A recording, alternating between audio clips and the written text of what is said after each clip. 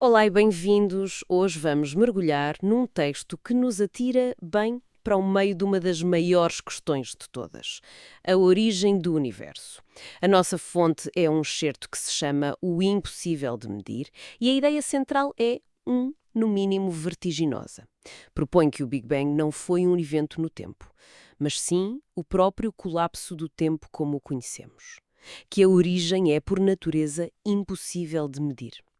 Ok, vamos ter de desembrulhar isto com muito cuidado. Sem dúvida. É daquelas ideias que nos obrigam a parar e a repensar as nossas categorias mais básicas. Esta análise que temos em mãos situa-se mesmo ali, na fronteira onde a cosmologia e a filosofia se encontram. Vamos explorar o que acontece quando as nossas melhores ferramentas científicas, os telescópios, as equações, chegam a um muro e o que é que o pensamento filosófico pode fazer nesse ponto. A nossa missão aqui não é de todo encontrar a resposta para o início de tudo, mas sim perceber porque é que a própria pergunta "o que havia antes" pode ser a pergunta errada. Exato.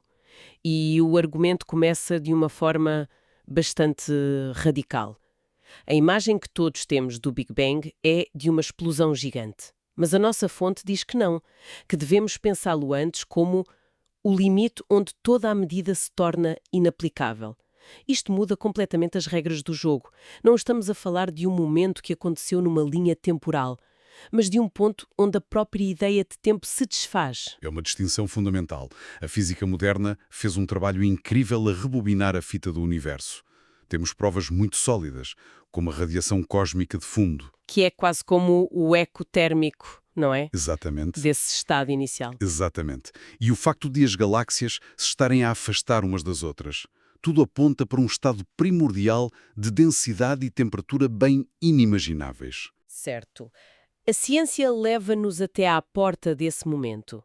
Mas o texto argumenta que, ao tentarmos abrir essa porta, tudo o que conhecemos se dissolve. O espaço perde a sua estrutura. A causalidade, a ideia de que há causa B, deixa de fazer sentido. É como se a física de repente batesse contra uma parede e tivesse de, pronto, largar o lápis. E é precisamente essa parede que é fascinante. O autor descreve-a com uma expressão muito forte. Uma disjunção ontologia absoluta. Espera um pouco, disjunção ontológica absoluta? Isso é uma expressão muito densa. Podemos traduzir? Significa que não é só que as regras do jogo mudaram, mas que o tabuleiro do jogo da realidade, como o conhecemos, ainda não existia. É uma quebra na própria natureza do ser. É exatamente isso. A razão pela qual não conseguimos medir não é por falta de tecnologia, é porque, nesse estado, ainda não havia uma diferença estável para ser medida. Não havia um isto separado de um aquilo. Nem objetos, nem distâncias, nem durações. Era uma unidade indiferenciada. A própria condição para a medida, a separação, ainda não tinha emergido. O que me leva a pensar. Então, a ideia de um antes do Big Bang é mesmo um erro de categoria. Lembro-me daquela analogia. Perguntar o que havia antes do Big Bang é como perguntar o que fica a norte do Polo Norte. Estamos a tentar aplicar um mapa a um território onde o conceito de norte não existe. A projetar a nossa régua temporal para um estado onde o tempo não funcionava assim. A analogia é perfeita, lá está. E é nesse ponto de paragem, nesse limite conceptual, que o gesto filosófico se torna necessário. A física detém-se, não por falha, mas porque chegou à fronteira do seu próprio método. E a filosofia intervém, não para dar uma resposta mágica, mas para nos ajudar a pensar a própria natureza dessa fronteira. Olha, é aqui que a coisa se torna mesmo interessante para mim. Há uma frase no texto que me ficou na cabeça. Medir é impor contabilidade a um mundo que ainda não se ofereceu como número. É uma ideia muito poderosa. É como se estivéssemos a tentar usar uma fita métrica num sítio onde a própria ideia de distância ainda não foi inventada. Exatamente. Medir, como o texto sublinha, é uma operação simbólica. Precisa de um referencial estável, de uma unidade que se possa repetir, como o tic-tac de um relógio ou a marca de 1 cm numa régua. Nesse estado original, nenhuma dessas condições estava presente. Não havia um corpo estável para servir de referência. Não havia duração repetível. Havia apenas, e a fonte descreve-o de forma quase poética, densidade incomensurável, energia sem forma. Mas, pensando nisso, não será que isto é apenas um limite da nossa imaginação? Será que dizer que era imensurável não é só uma forma elegante de dizer nós ainda não sabemos como medir?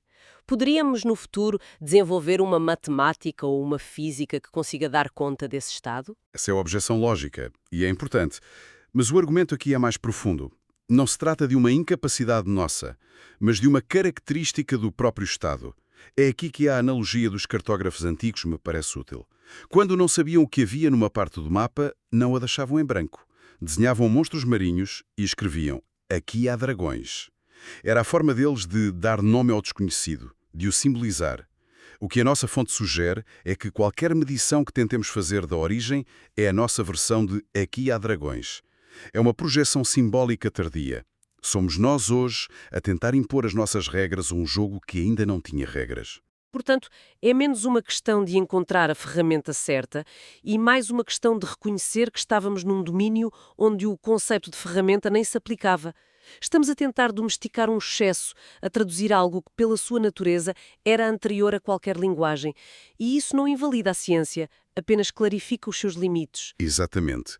E reconhecer isto abre a porta para um tipo de questionamento diferente. Certo. A ideia de que o antes do Big Bang é uma pergunta sem sentido está clara. Mas isso deixa um vazio. Se não podemos perguntar antes e não podemos medir o quê, então a conversa acaba aqui. Ou há outra forma de abordar o que havia nesse estado, se é que podemos usar a palavra havia? É a pergunta natural a seguir. E o texto é muito cuidadoso na sua descrição. Primeiro deixa claro o que não era. Não era o nada nem o vazio. E esta distinção é crucial, porque a palavra vazio já implica um regime de ausência. O vazio é a ausência de algo num espaço que o poderia conter. Mas nesse estado primordial não havia espaço definido para conter ou não conter algo. Por isso, não era nem presença nem ausência. Então, o que era? As descrições usadas são fascinantes. Potência sem forma, excesso sem forma, instabilidade material ainda sem inscrição. Isto afasta-se da imagem do caos mitológico, com deuses e monstros a lutar na escuridão.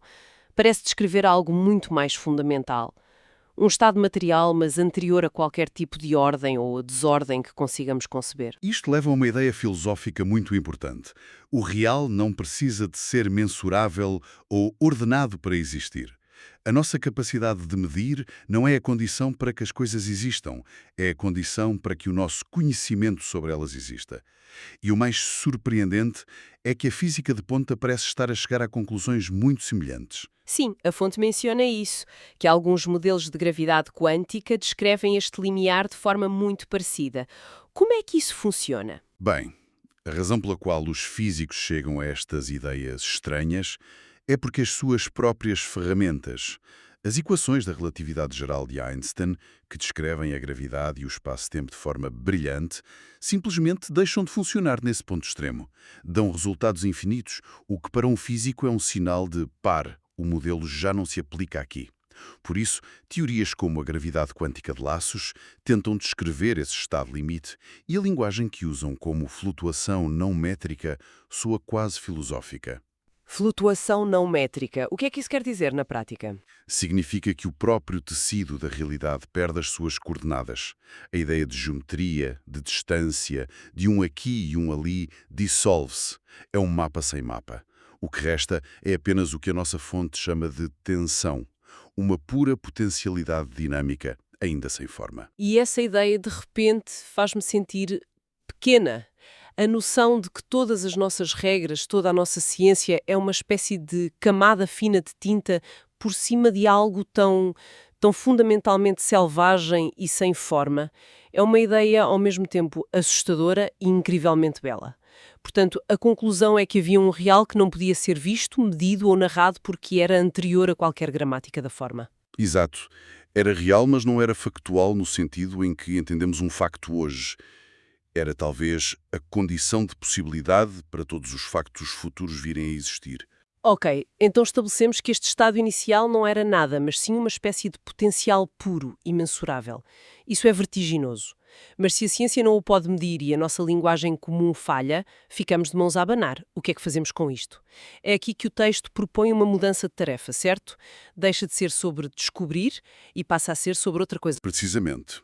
A proposta central é que a tarefa não é descobrir a origem, como se fosse um fóssil à espera de ser desenterrado, mas sim reenscrevê-la. É uma ideia subtil. Não se trata de deitar a ciência fora e substituí-la por pura especulação. Trata-se de levar o gesto científico ao seu limite e, nesse limite, mudar de perspectiva. O que é que isso significa, reenscrever? É tentar encontrar uma nova linguagem para falar disto? Em parte, sim. Significa reconhecer que o impossível de medir não é um buraco no nosso conhecimento, ainda não sabemos. É algo positivo. É, como o autor defende, a intensidade ainda não estabilizada da emergência. Se o víssemos como um buraco, a solução seria procurar mais dados, telescópios maiores. Mas se o virmos como uma característica fundamental do real, então a procura muda. Procuramos uma filosofia capaz de pensar este real que emerge, que se inscreve no mundo, mesmo antes de haver um sistema simbólico para o receber. Isso muda tudo, porque se for assim, a origem deixa de ser um evento histórico, algo que aconteceu há 13,8 mil milhões de anos e acabou. Torna-se uma espécie de fratura ou interrupção que continua a operar no presente. O texto diz que essa fratura define a natureza do nosso mundo como algo que não é dado, mas insurgente. Gosto muito dessa palavra. O mundo não está simplesmente aí, parado, está constantemente a emergir. Exatamente. Pense nisso como o reset de fábrica da realidade. Não é algo que ficou para trás, mas a condição que faz com que o nosso mundo esteja sempre incompleto, sempre aberto a algo novo. A origem é o ponto zero operatório da linguagem, do conhecimento. É a razão pela qual a verdadeira novidade, algo genuinamente imprevisível, pode acontecer. Então, a tarefa filosófica é tentar escutar o que ainda não foi transformado em forma. Aceitar que o mundo que conhecemos, com as suas leis e a sua ordem, é, como diz a fonte, apenas o efeito residual de uma emergência que ainda não podia ser narrada. Somos o resultado de algo que, na sua essência, escapa a qualquer história que possamos contar sobre ela. É uma perspectiva que nos convida à humildade intelectual, mas também a um profundo espanto. Reconhece que a base da realidade é algo que transcende a nossa capacidade de a capturar por completo em fórmulas ou narrativas.